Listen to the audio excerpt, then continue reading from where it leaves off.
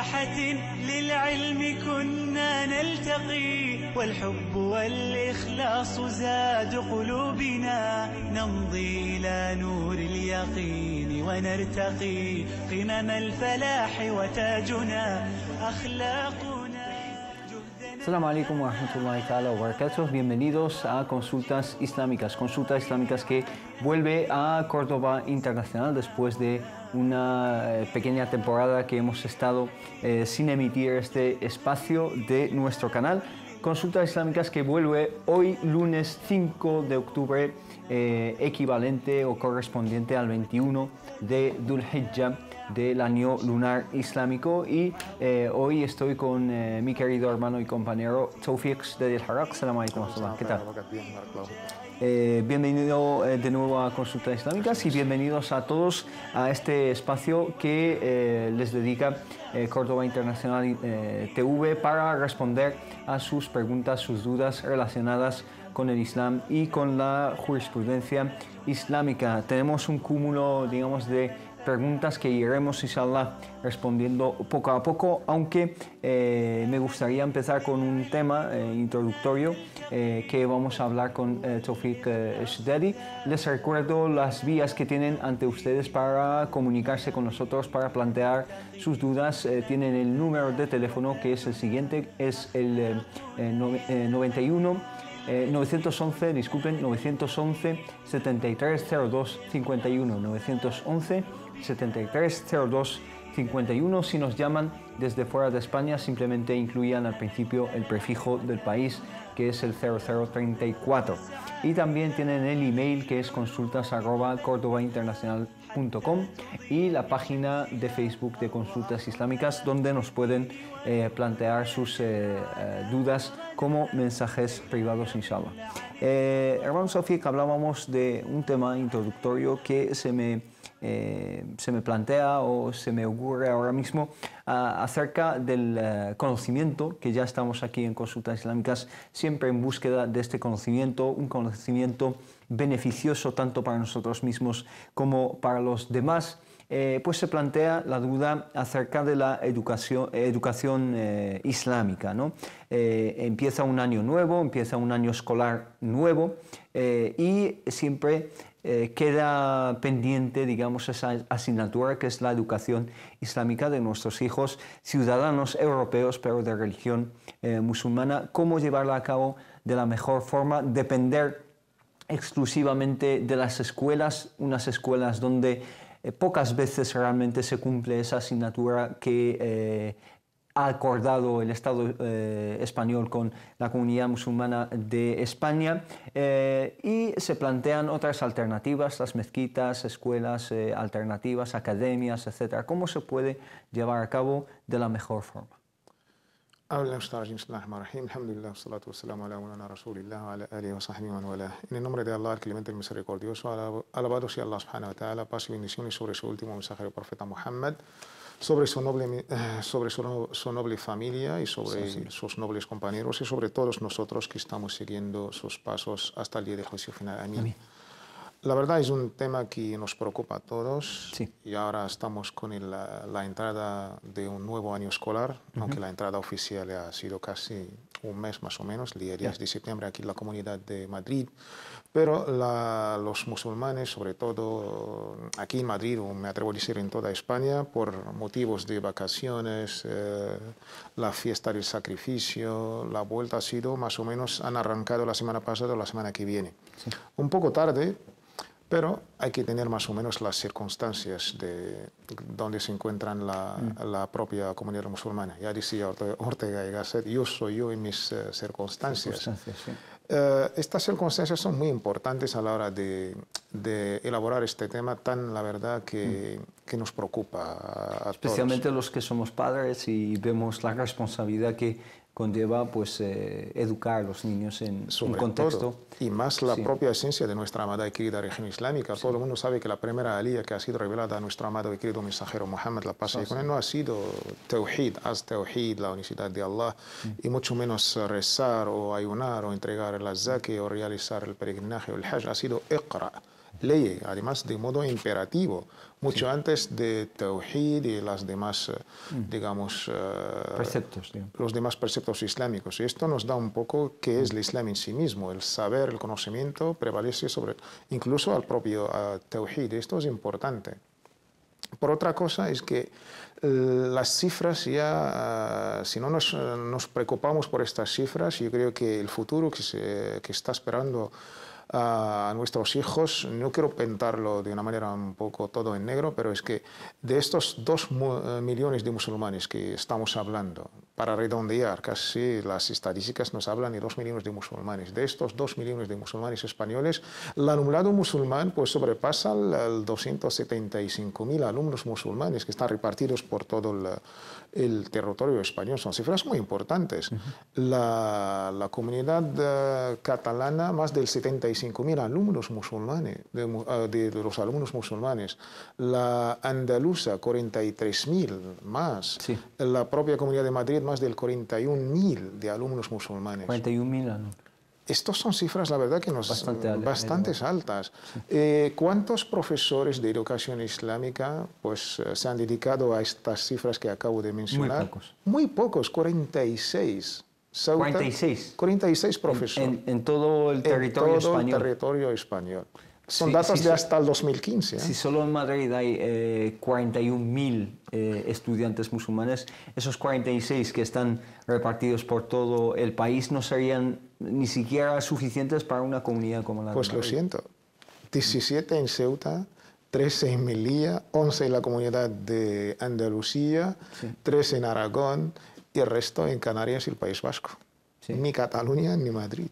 Que son las comunidades quizá que... Donde más la presencia se nota de digamos, los ciudadanos musulmanes. Es un panorama un poco desolador, porque realmente son cifras ridículas. 46 profesores para tantos alumnos es realmente... Pues esta es la realidad pura y dura. Y de ahí, pues, otro tema que nos preocupa también es los libros de texto. Hasta ahora, pues, digamos, no hay un acuerdo entre la propia comunidad a nivel pedagógico, didáctico, de unificar un libro de texto para todos estos alumnos nuestros. ¿Qué hacen? Pues lo que están, digamos, reconocidos y tal, pues hay ciertos libros en una comunidad que no tienen nada que ver con la otra. Y ahí pues se quedan las propias alternativas de las mezquitas, de los centros islámicos, de las propias asociaciones, sin ninguna experiencia pedagógica. Y de ahí pues copian o de internet o incluso de un país. Antes de pasar a los libros de texto, los profesores, que son 46, que son muy pocos, ¿qué formación tienen? Esto es para que sean reconocidos. Tenemos que mencionar el acuerdo del 92 y después el acuerdo del 96. El acuerdo del 92 con el 96 es las dos herramientas, cómo más o menos se maneja el tema de la educación islámica aquí en el Estado español, desde el propio currículum, que ha sido reconocido por el Estado, hasta también el Estado se hace cargo de este grupo o cuerpo docente. Tal y como se hace cargo de los profesores de la religión católica. Exactamente, y a partir de 10 alumnos en un colegio ya pueden pedir un profesor de educación islámica. Lo que pasa es que muchos padres no piden eso. Exactamente, y a mí me pasó esto aquí en Getafe, cuando vine, pues a la hora de matricular, tú ya sabes, te entregan la hoja de religión y claro, por supuesto, pues toda religión islámica. Y ahí con la secretaria, con el director, se han quedado un poco, es la primera vez que alguien nos piden. Y esto la verdad también hay que, no la mía culpa, pero también somos responsables a la hora de reivindicar nuestros derechos. Somos ciudadanos y la verdad, ciudadanía es un concepto tan sagrado que implica pues derechos y obligaciones. Obligaciones, sí. Y en cuanto a los libros de texto, hablabas de que no hay un libro de texto unificado a nivel nacional, pero también las escuelas, por así decirlo, de las mezquitas, etcétera, que a veces se llevan a cabo aulas de árabe, de religión islámica. Algunos libros de texto son importados de otros países que quizá no se adecuan mucho con el contexto español, ¿no? Exactamente, esto es uno de los fracasos, la verdad. Se han intentado libros de un país, del otro, y te estoy hablando de los años 90 que llevo viendo, y fracaso tras otro fracaso. Y yo creo que debemos tener el tema muy en serio porque estamos hablando de una educación de la región islámica y todo el mundo pues habla de nuestra juventud, nuestros hijos van con esta corriente, con esta tendencia radical. La mejor manera de solucionar este tema y subsanarlo es que la propia comunidad musulmana, como ciudadanos viviendo en este país, debemos enseñar la religión islámica reconocida por el propio Estado. Y ahí tendremos nuestros hijos bien educados con los valores del Estado, con los valores de la religión islámica, que son totalmente compatibles y serán totalmente pues, ciudadanos con pleno derecho, pero por supuesto musulmanes, es lo que queremos. Los libros de texto tienen siempre que tener en cuenta estos dos conceptos, plenos ciudadanos y musulmanes, y la compatibilidad es obvia. Pero importar libros de otro país o de otro país, pues sabemos la carga política, la carga ideológica, y aparte, si nos quedamos solamente en la parte pedagógica que nos interesa a todos. Estos están preparados para, digamos, el año entero, no para las 4 horas que estudian nuestros hijos, el fin de semana o 2 días a la semana. Aparte, cualquier pedagogo ya sabe cuando a la hora de preparar un libro de texto. Yo creo que nosotros también debemos hacer lo mismo. Nuestra realidad, nuestro contexto, nuestras circunstancias, y ahí que el propio alumno musulmán se sienta totalmente integrado en su propio país y orgulloso de ser musulmán. Además, los métodos pedagógicos de algunos países musulmanes son un poco anticuados, por así decirlo, porque quizá no sacan mucho provecho al alumno, no echan mano de las nuevas tecnologías, de materiales audiovisuales, etcétera, como se lleva a cabo aquí en España y en otros países europeos, en otras asignaturas, por ejemplo el inglés o los idiomas en general, o cualquier otra asignatura, ¿no? Sí, sobre todo yo creo lo que nos empeña sobre todo es los valores. Estamos aspirando a una educación en valores. Podemos aprovechar de otros países, por supuesto, pero debemos adecuar nuestros libros a nuestra realidad.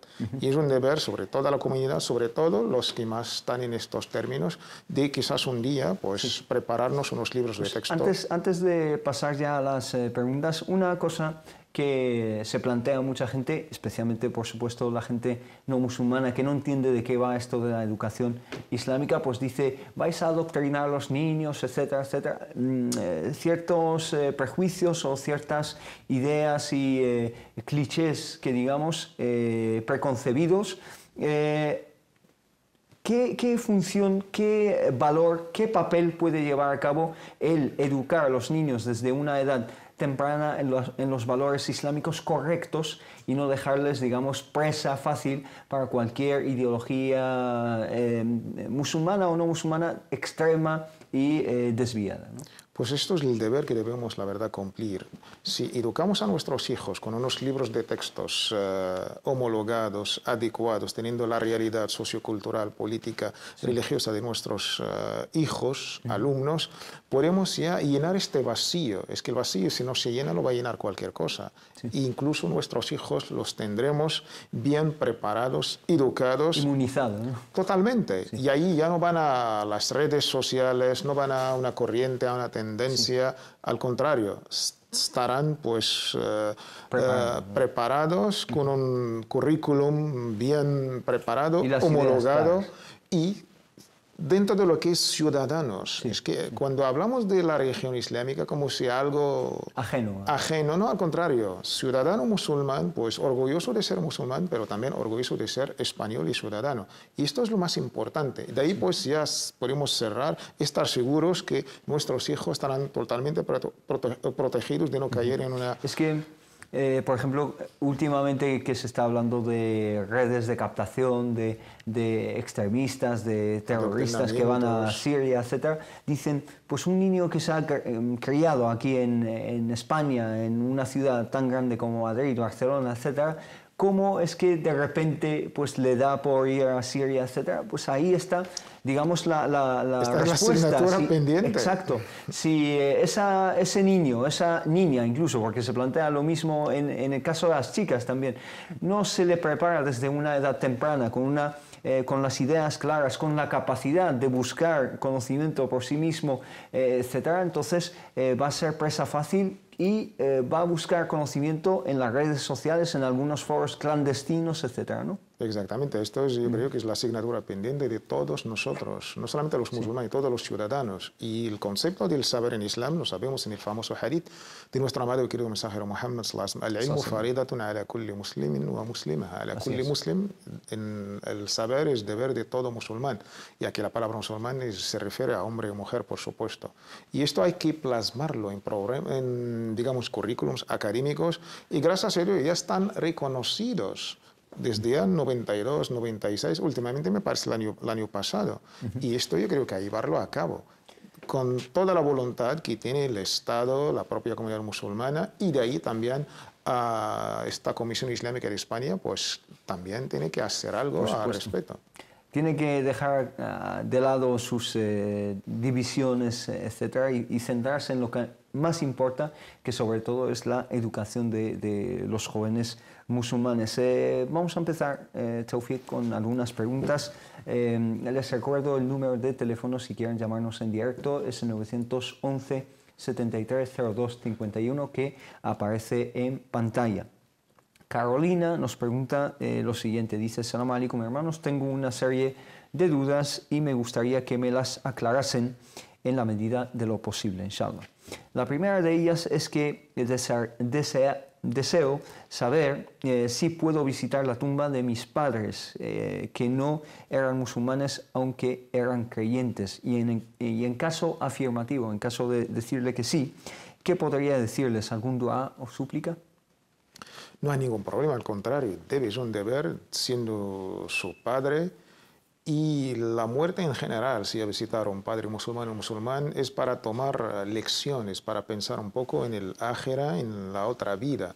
Si vamos a visitar a nuestros padres o vamos a entrar en cualquier cementerio, la lección que debemos tomar de esta relatividad de nuestra vida, y tomar una elección para prepararnos. Siendo el padre no musulmán, no hay ningún problema islámicamente hablando. Tenemos el buen ejemplo de nuestro amado y querido mensajero Muhammad sallallahu alaihi wasallam. Visitaba a su madre Amina desde el Medina hasta el Abwa, y esto es el ejemplo, y nuestro mensajero es nuestro uswa, nuestro ejemplo para seguir. A Ali también con su padre Abu Talib, y un sinfín de nobles compañeros. No hay ningún dua en especial, solamente pues tomar la exhortación y la lección, que un día también estaremos en este lugar que hemos hecho para este día, de buenas obras y de buenas acciones. Simplemente reflexionar acerca de ello, ¿no?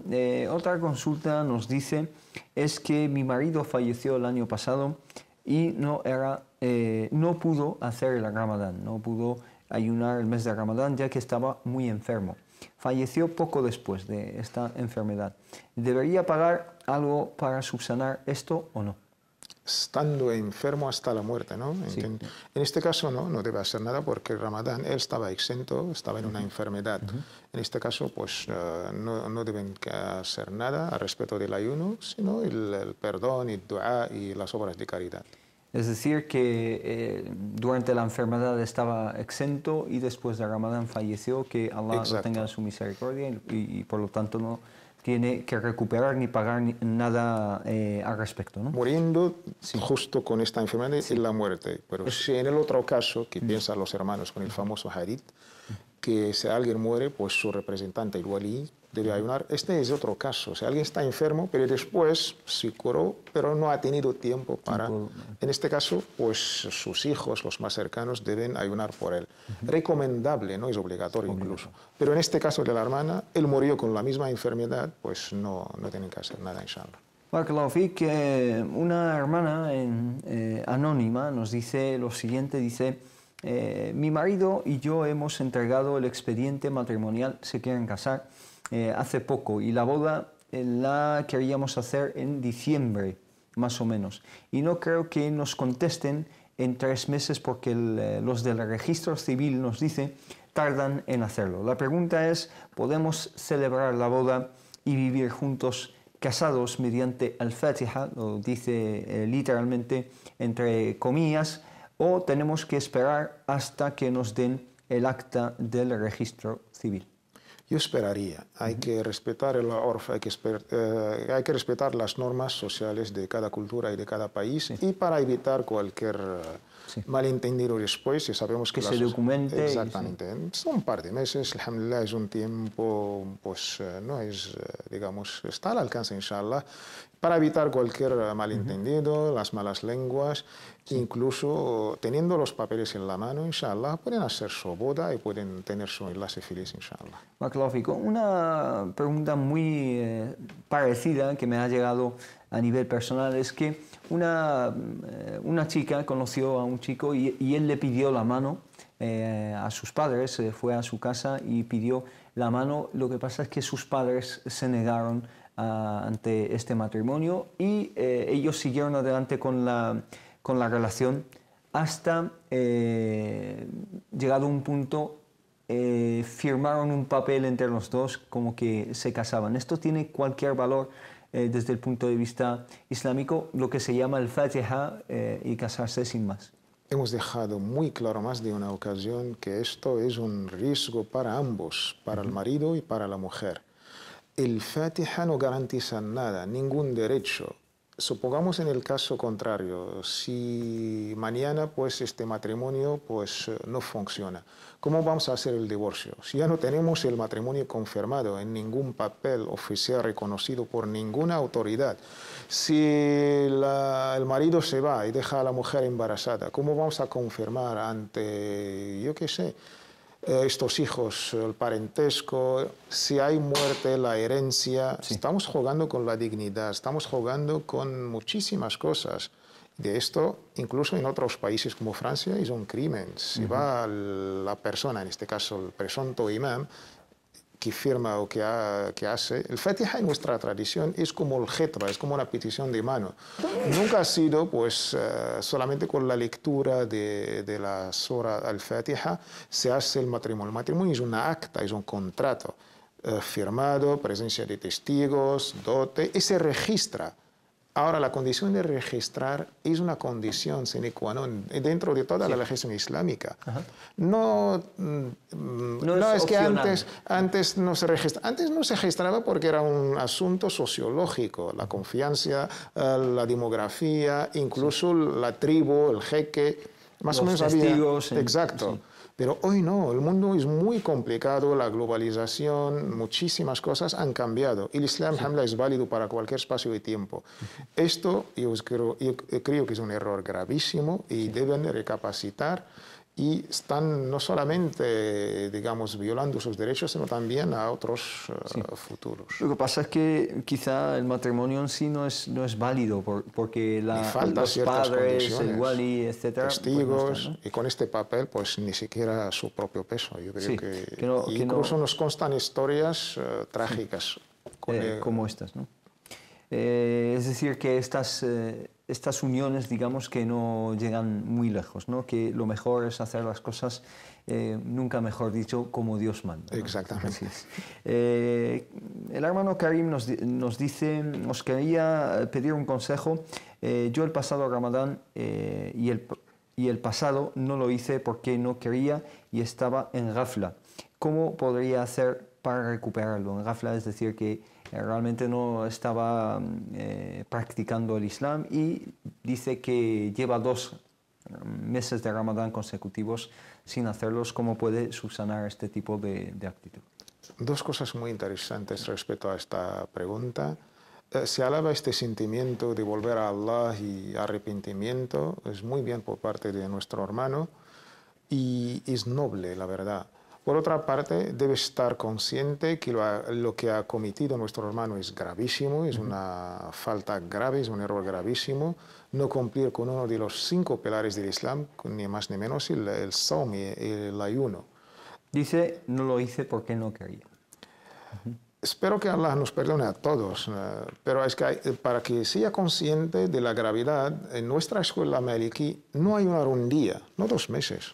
Un día para saldarlo debe ayunar 2 meses. Seguido. Si vamos a aplicar esta opinión médica a nuestro hermano, pues que multiplique 60 días por, yo creo que va a ser bastante duro.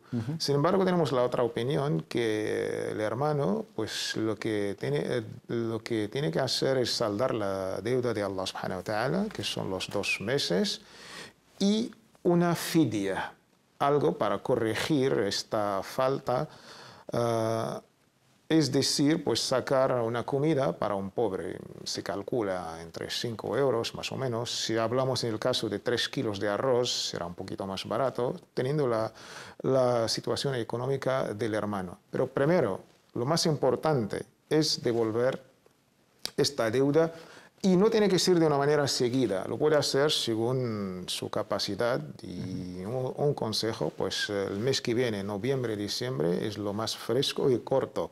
El hermano lo puede aprovechar. No tiene que ser seguida según su... Pero se aprovecha el noviembre y diciembre a las 5:30, ya estamos en el Magreb. Son horas muy cortas, además un clima favorecido, inshallah. Barakallahu fik, es decir, aprovecharse del invierno, que los días son más cortos para el ayuno. Barakallahu fik, una pregunta bastante corta. Ángela nos pregunta, dice, buenas tardes, mi nombre es Ángela, soy conversa al Islam y quería saber si tendría que cambiarme el nombre o si mi nombre es lícito, es válido desde el punto de vista islámico.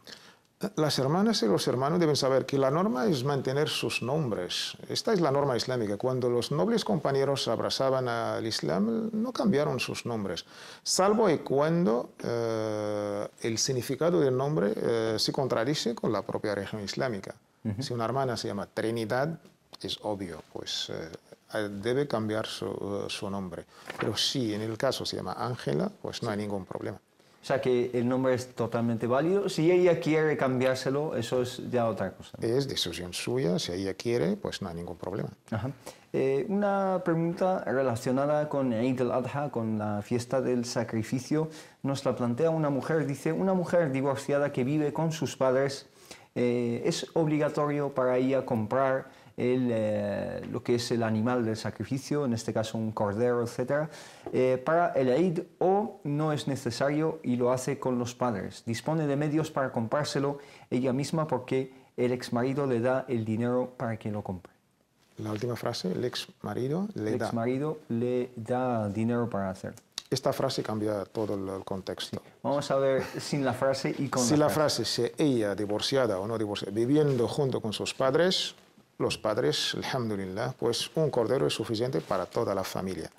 Pero si ella lleva una vida, incluso el marido le entrega un dinero para una condición que es para el cordero, pues como dice el profeta Muhammad, los musulmanes deben cumplir las condiciones de los contratos. ¿Quién le da dinero específicamente para ello? Debe cumplirlo, sí. Debe cumplirlo, si no estaría faltando a este contrato. Es que la frase no se entiende muy bien. Quizá le da específicamente para ello o le da dinero suficiente para que ella se puede costear eso.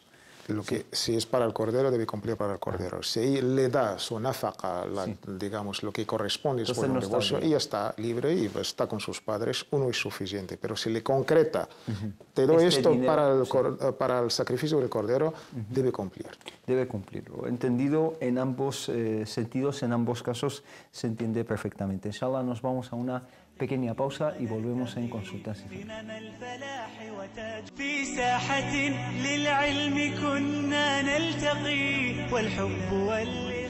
Assalamu alaikum, bienvenidos de nuevo a Consultas Islámicas. Vamos a seguir con algunas preguntas que tenemos pendientes, algunas de ellas relacionadas con el Hajj, algunas son típicas después del Hajj, pues se plantean este tipo de preguntas. Les recuerdo el número de teléfono si quieren llamarnos en directo, es el 911 7302 51. Hermano Sofik, la pregunta a la que me refería es la que nos plantea un hermano. Dice, si haces el Hajj y vuelves sin llevar a cabo Tawaf al-Wada', ¿tienes que hacer el Hadi o no? Vamos a explicarlo. Tawaf al-Wada son las circunvalaciones de despedida al final de lo que es la peregrinación, y el hadi es la ofrenda o el sacrificio que se lleva a cabo para enmendar algunos preceptos faltados, o en caso de si es hajj tamattu o no. Sí, hay varios tipos de tawaf y varios tipos del hajj. Normalmente la mayoría eligen el hajj tamattu. Empiezan con el hajj menor, que es la umra, y luego cuando empieza el día 8 de Dhul Hijjah hacen el hajj, el peregrinaje mayor. Y sunna, como ha hecho el profeta Muhammad sallallahu alaihi wasallam, despedirse de la Meca con un tawaf, con estas 7 vueltas o circunvalaciones. Según las escuelas jurídicas, la opinión del Jumhur, el Tawaf al-Wada, estas circunvalaciones de la despedida son wajib, son obligaciones. Si falta este wajib o este pilar, pues para recompensar, pues debe sacrificar un cordero. Si sigue la opinión de la escuela maliki, no hay ningún problema, porque el pilar se ha hecho con Tawaf al-Ifada, y como no es pilar, no es wajib, no pasa totalmente nada. En este caso, si el hermano, siguiendo la opinión de la escuela maliki, pues no debe hacer nada. En la escuela no maliki. Le toca. En otras escuelas sí que... Las otras escuelas consideran Tawaf al-Wada' wajib, como un pilar. Si faltas a un wajib, debes sacrificar un cordero. Pero la escuela maliki, como lo considera wajib, como un pilar, en este caso, pues no pasa nada. Y que otras 2 preguntas que se nos plantean acerca del hajj. Nos preguntan, ¿se puede llamar a alguien hajj, es decir, el apodo o la forma de llamar a algunas personas como peregrino una vez que vuelven del hajj? ¿Eso es lícito, es recomendable, es obligatorio en el Islam? ¿Cómo es? Hay gente que si no le llamas el hajj se enfada. Se enfada incluso.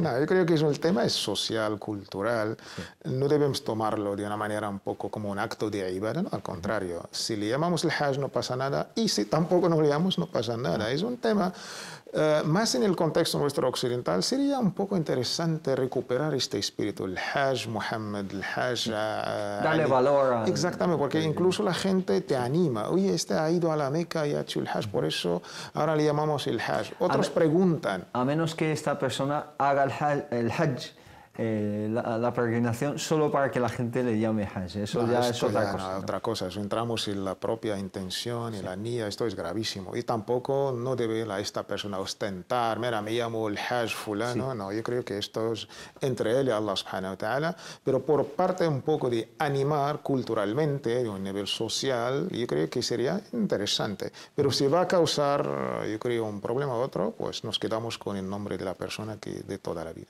Barakallahu, que esto en cuanto al apodo del hajj, y otro en cuanto al festín después del hajj. Nos preguntan también si se puede hacer como un festín o una comida que se suele hacer una vez que vuelve el peregrino de la Meca. Dentro del mismo concepto de la cultura, de las tradiciones, de las costumbres, no hay ningún problema. Al contrario, el Islam anima a alimentar a la gente, sobre todo a los pobres y los más necesitados. Y más cuando hay una palabra, se explica, si el hermano cuenta su experiencia, anima. Yo creo que la gente que van a estar presentes van a disfrutar doblemente. El disfrute del festín, pero también el disfrutar espiritualmente hablando. Pero no hay que pensar que forma parte de la sunna, de la religión, de la legislación, del hajj. Hay que volver, y para que el hajj sea aceptado, como dicen algunos de una manera errónea, hace falta un festín. No, al contrario. Y hay que sacrificar. No, al contrario.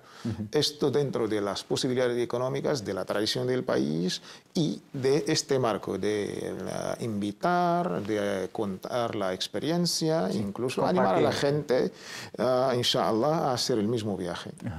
Entendido, Barakallahu Fik. Que una pregunta que nos plantea un hermano que dice que no quiere que mencionemos su nombre. Dice: Salam alaikum, hermanos, tengo una duda que he querido consultar en privado. He leído que en el Islam está permitido someterse a la reproducción asistida.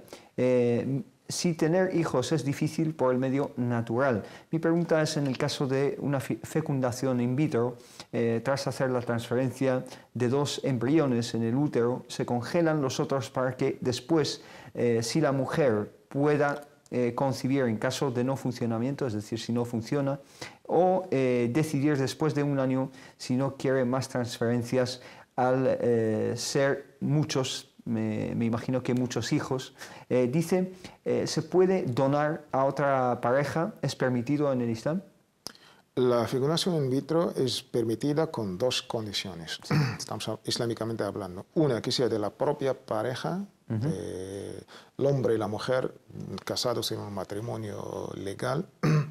Y la segunda condición, se deshacen del resto y no se pueden donar. Sí. Porque ahí se mezcla el parentesco y entran conceptos de la herencia, de muchísimas cosas contradictorias al concepto de la familia, del parentesco en el Islam. Con estas dos condiciones está permitido. Nos pregunta también si se pueden dar a investigación de proyectos sobre estas técnicas o deshacerse de ellos, que es a través de descongelarlos y el ambiente hace que no sigan adelante y se tiran al final. Las dos condiciones hay que sigan del matrimonio, del mismo matrimonio, y hay que deshacerse de ellas para no entrar en temas contradictorios con la religión islámica. Es decir, que si se lleva a cabo la fecundación in vitro... Al inicio de la operación, firmando el contrato con la propia clínica o el hospital, hay que dejar claro este concepto y está al alcance y se ha hecho. Aquí en Europa y en el mundo islámico. Se pone como condición, ¿no? Sí. Se pone como condición. Barakallahu fik. El hermano Ismail nos pregunta lo siguiente, dice, Assalamu alaikum, hermanos, es acerca de Eid al-Adha, dice que resultó que el día era un día de clase para él en la universidad y dice que si hace falta ir a clase o lo mejor es no acudir a las clases, y acudir a los rezos del Eid, o si puede asistir a las clases y faltar al rezo. Pedimos disculpas al hermano porque ya le ha pasado. Sí, ha pasado y... Pero el interés, yo creo que interesa la propia Salat al-Eid, su concepto jurídico, ¿cuál es? En la opinión de casi todas las escuelas jurídicas, en la opinión de los jumhur por lo menos, no es fard, no es una obligación, es una sunna confirmada. En otra opinión es una sunna al conjunto, fardo kifaya, es una obligación al conjunto. Si lo hace una parte, pues quedan exentas la otra parte. En este caso, pues el Eid, si no me acuerdo bien, era el jueves, ¿no? Sí. El jueves, pues si el hermano tenía clases, pues tenía que hacer sus clases normalmente y podía recuperar Salat al-Eid durante los 3 días después, lo que se llaman Ayyam al-Tashriq, en la misma franja horaria, haciendo la misma oración que hacía el imam, si él quiere, no es obligatorio. En solitario. En solitario. El mismo día, después de la salida del sol, con 20 o media hora, él podía hacer la misma oración del Eid solo, pues dirigiéndose a la Meca, Allahu Akbar, y después 7 Allahu Akbar, el Fatiha y una sura, y la segunda raka'a, después de Takbirat al-Ihram, 5 Allahu Akbar, sura y el Fatiha y una sura, si él quiere. En el mismo tiempo, el día 11, el día 12, el día 13, después del Eid. Sí. Ahí pues tendrá el hermano, aunque ahora está un poco pasado, pues viernes, sábado, domingo, y yo creo que el año que viene, inshallah. Sí, así es, el año que viene, pero también hay que reivindicar un poco el derecho que tienen los alumnos musulmanes esos días del Eid, ¿no? Por el acuerdo que existe, que hemos mencionado al principio. Sí, sí, 92 está muy explícito en el tema. Teniendo un diálogo con... si no fuera exámenes, pero si fuera esto, yo creo que llegando a un diálogo sobre un derecho constitucional, yo creo que siempre hablando claro se entiende la gente. Así es, tanto los estudiantes como la gente que trabaja también esos días pueden entablar un diálogo con sus jefes para que esos días descansen quizá, ¿no? Exactamente. No, es que hago hincapié en estas cosas porque deberíamos aprender un poco a reivindicar estos derechos y a valorar estos días, porque es un día de, digamos, de festejo, de familia y no de estar trabajando. Aunque desde ya el 2010 ya es fiesta nacional en dos comunidades autónomas y creo que podemos seguir con el buen ejemplo. Sí, 2 ciudades autónomas, sí. El hermano Abdurrahman nos pregunta lo siguiente, dice: Assalamu alaikum wa rahmatullahi wa barakatuh. Soy un chico de 21 años, estudiante, y este año es mi último año de universidad, de su carrera, ¿no? Y quería saber si es aconsejable, si puedo hacer el khitbah, es decir, pedir la mano a una chica aunque yo esté estudiando y ella también, y si también es recomendable hacer el aqd zawaj, es decir, el matrimonio aunque todavía ella y yo no vivamos juntos. Es decir, incluso después de aqd zawaj, este contrato matrimonial, no vivirían juntos. Hay que tener en cuenta la circunstancia de ambos, del chico y la chica. Teniendo en cuenta lo que van a hacer es algo muy importante, es un pacto solemne, hay que tomarlo muy en serio. Sí. Teniendo las condiciones, como ha dicho el profeta Muhammad sallallahu alaihi wasallam, ya ma'ashar al-ba'a man istata'a, ya ma'ashar al-shabab man istata'a minkum al-ba'a. O jóvenes, si tenéis la capacidad económica sobre todo, y luego pues encontrar lo que popularmente se dice tu media naranja. Si hay amor entre las dos personas y hay, digamos, condiciones favorables de vivienda, de estas cosas, se recomienda, ¿por qué no? Sí. Pero hay que ser un poco realista. El Islam reconoce el derecho de casarse, por supuesto, y con estas condiciones que hemos dicho. Si las dos se quieren y tienen, digamos, suficiente desde la vivienda hasta la capacidad económica. ¿No es lo que parece? Si no es lo que parece, yo creo que deben tener un poco de paciencia, y para tomar esta decisión es importante estar bien preparado a nivel psicológico. El Corán habla de un estado que se llama rushd. Hay que tener este estado mental de madurez, no solamente la edad de la pubertad, sino hay que algo mucho más, que es otro estado, que es ar-rushd. فَإِنْ آنَسْتُم مِّنْهُمْ رُشْدًا. Y luego, pues, el profeta habló de unos términos que es la pura realidad. Mantener una familia, pues la vivienda es importante, es primordial. Y luego el trabajo, el sustento. Y yo creo que teniendo estas dos cosas y con el diálogo entre ambos, entre la propia pareja, yo creo que deben dialogar estos temas. Porque la finalidad del matrimonio es formar un hogar, ¿no? Un hogar estable. Sobre la estabilidad psicológica, espiritual y económica es muy importante. Hay que ser realista de esto para que este enlace tendrá, inshallah, un final feliz. Hay que tener en cuenta todos estos factores, inshallah. Así es, inshallah. Así que nuestro consejo para este hermano es que quizá tenga un poco más de paciencia, especialmente porque es bastante joven y parece que no reúne todas las condiciones para eso. Inshallah. Sí. Inshallah. ¿A partir de qué día se puede llevar el aborto? Nos pregunta una hermana. Esta pregunta quizá está mal planteada, ¿no? Exactamente, que no hay, se da a entender como si el Islam permite el aborto solamente en qué día. No, al contrario. La norma en Islam, el aborto está totalmente prohibido. La excepción podemos hablar. La excepción la determinan los expertos. Sí. Los expertos, los médicos que garantizan que hay cierto peligro para la salud de la madre. Y en el peligro podemos hablar de varios tipos de peligro, desde lo psicológico hasta lo físico. Pero esto está en las manos de los expertos jurados. Si de verdad hay un peligro inminente a la vida, a la propia vida, a la salud de la mujer, en este caso, se puede pues abortar. Lo mejor sería antes, en la opinión del Jumhur, de la mayoría, antes de los 4 meses, los 120 días. Aunque también hay que reconocer, hay otra opinión con peso antes de 42 días, que es lo que más o menos científicamente avalado. Se acerca, sí. Pero hay que tener en cuenta que el aborto por sí, como definición, como norma, está prohibido, siempre y cuando podemos hablar de ciertas excepciones muy limitadas.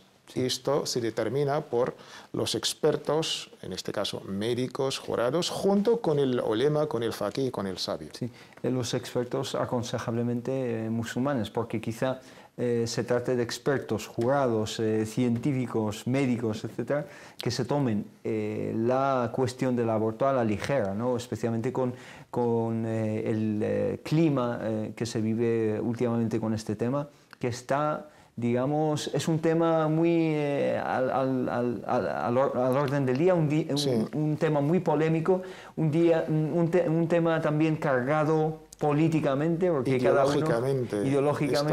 Pero estamos hablando de un contexto, digamos, de médicos musulmanes por definición, pero incluso si no hay médicos musulmanes, se refiere a la experiencia, al juramento de estos médicos, lejos de cualquier, digamos, ideología o cualquier... Hay que ser más o menos teniendo en cuenta la salud de la persona. Ajá. Barakallahu fik, una pregunta acerca de los videojuegos. Un hermano nos pregunta el hukm, dice, de los videojuegos, es decir, el veredicto acerca de los videojuegos, si se puede utilizar este tipo de pasatiempos en el Islam. Pasatiempos, matando el tiempo. Yo creo que el tiempo, por llamarlos de alguna forma, ¿no? El entretenimiento en Islam está totalmente lícito y legítimo, siempre y cuando el Islam pregunta ciertas cosas. Primero, el contenido de estos videojuegos. Si el contenido no contradice los propios valores de la religión islámica, no aboga a la violencia, ni el sexo, ni drogas. Y luego, el tiempo que se gasta en estos juegos pues no debe violar pues, cosas tan importantes como la oración, como el trabajo, como los estudios. El Islam aboga por cierta moderación. Los extremos siempre el Islam pues, los rechaza. Pero lamentable, los datos hablan lo contrario, nos dicen lo contrario, que con estos videojuegos utilizarlos de una manera negativa, pues tenemos unos índices, unas cifras de fracaso escolar alarmantes.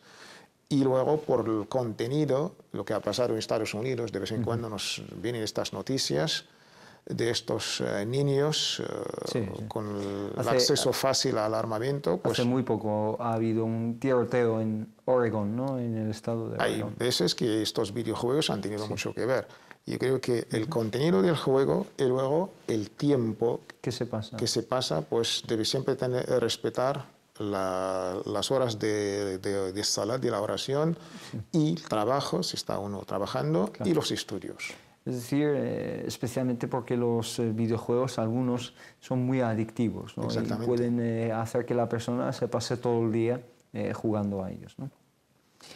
Vamos a pasar a otra pregunta, inshallah, acerca del alcohol. Todos sabemos que en el Islam no está permitido el consumo de alcohol. La pregunta es acerca de si el alcohol nos toca en la vestimenta o en el cuerpo. ¿Es lícito o no? Se plantea esta pregunta porque parece que últimamente un jugador de baloncesto musulmán aquí en España, Musa Diagne, es que se llama, se enfadó porque le tocó el champán típico con el que se celebran las victorias, ¿no?